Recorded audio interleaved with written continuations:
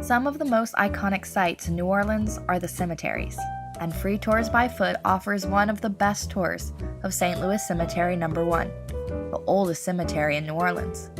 Why take a guided tour? Well, it's the only way to get in. The cemetery is not open to the public unless you're part of a tour, and we offer this tour regularly. St. Louis Cemetery No. 1 is the closest cemetery to the French Quarter, making it easily accessible and a great option to combine with many of the afternoon tours and attractions there.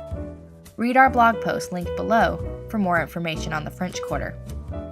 You'll meet your guide at an easy-to-find location, and he'll escort you to the cemetery, with a quick stop in the air-conditioned visitor center for a few stories and a chance to buy some water.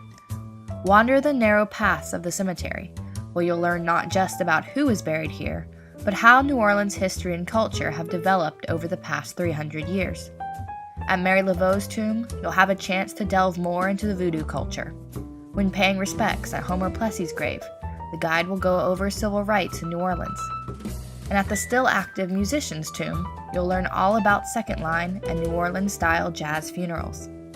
If you can't make our guided tour of St. Louis Cemetery No. 1, read our post about the many other cemeteries in New Orleans, some included in many of our walking tour options.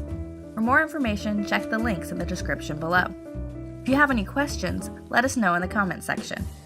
Check out our website to learn all about our walking tours, self-guided and audio tours, as well as our expert advice on top things to do in New Orleans. Subscribe here and find us on social media at Free Tours by Foot to explore cities around the world with us.